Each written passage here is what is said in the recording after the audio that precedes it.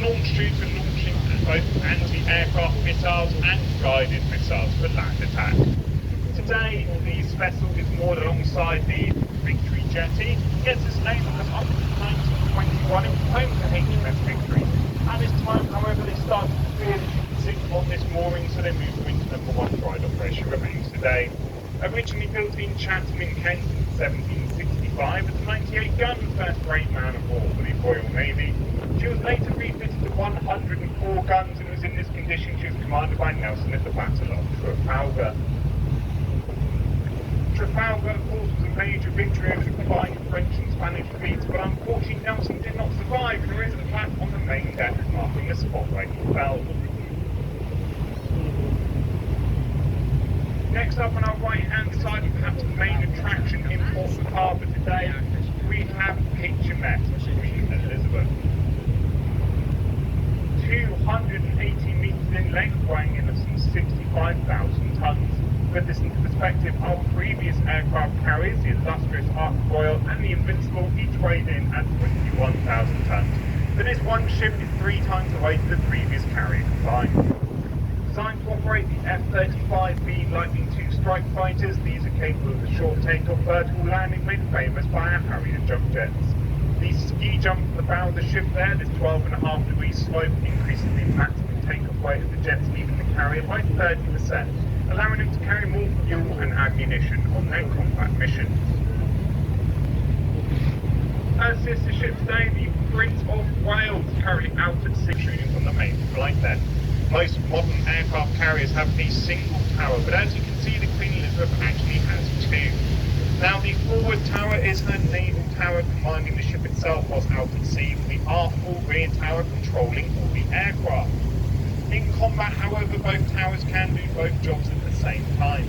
This means that if one of them was to be hit by enemy fire and had to be evacuated, the other tower can take over both responsibilities, allowing the ship to fight on. Today, the Queen Elizabeth is moored alongside the Princess Royal jetty. This jetty was rebuilt and reinforced to accommodate our aircraft carriers. They also dug out the harbour to a new deeper depth of 13 metres below the low tides. During this dredging work centuries, they also found a large collection of German bombs donated to Portsmouth by the Luftwaffe during the Second World War. Off corner, and hundreds of years ago, it would have marked the end of the Royal Navy dockyards. There's nothing else beyond this point of sight walls, however, the Royal Navy decided they needed more space for their rapidly expanding fleet, so they had French prisoners of war dig out the rest of the harbour for them by hand. More flood and silt was moved manually by these prisoners of war than was moved by machinery during the digging of the channel tunnels.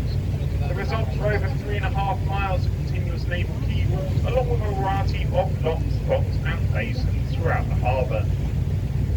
As we round the north corner today, you get some of my favourite views of the aircraft carrier. You really get a sense of how much wider she is on the flight deck compared to the waterline.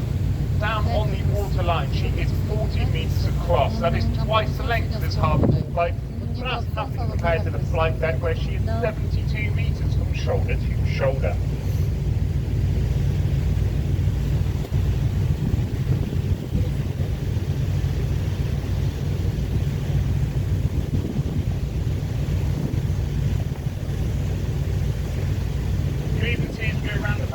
That there is special feathering between the ship and the keyboard to ensure that at low tide her overhanging flight deck cannot hit any of the quayside equipment. Now, alongside the North Border jetty today, we have D-37. This is HMS Duncan, one of our Type 45 daring class destroyers. We actually have 6 of these ships in the Royal Navy fleet today, equal to the cost of £1 billion. Now, for this £1 billion, you get state-of-the-art anti-aircraft defence destroyer. The round ball on top of the distinctive main mast is a Samsung multi-radar system, one of the most sophisticated radars in the world, capable of detecting an object the size of a cricket ball from up to 200 miles away and travelling at up to 3 times the speed of sound.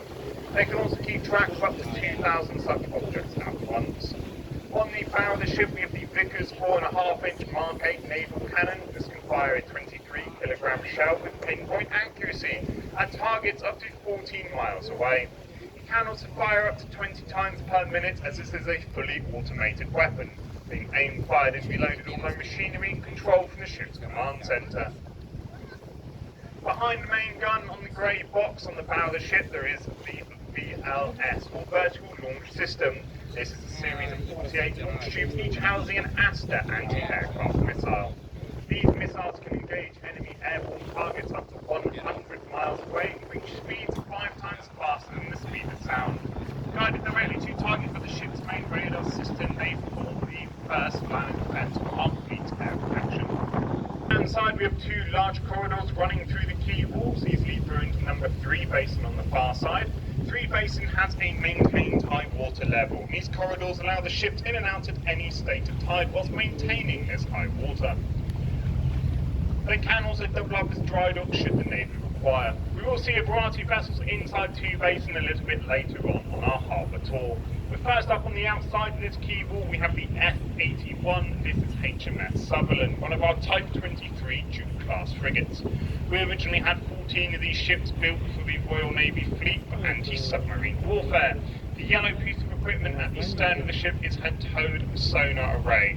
Towed behind and beneath the ship, it scans to see for anything that doesn't belong, most notably of course being enemy submarines.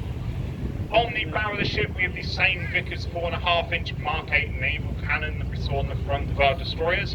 Behind that, her vertical launch box houses 24 of the slightly older generation Sea-Sector anti-aircraft missiles. Not as sophisticated as the Asters, but these ships lack the sophisticated radars necessary to guide Aster missiles to target. In addition to these, she'll carry 2 30mm autocannons for close-in defence and has 4 torpedo tubes concealed in the hangar bays either side for launching anti-submarine torpedoes over the side of the vessel.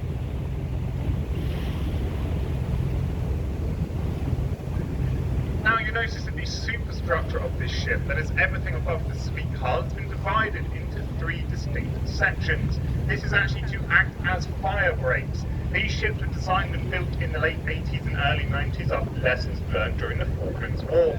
The most important lesson they learned was how devastating an uncontrolled fire could be on a Royal Navy warship.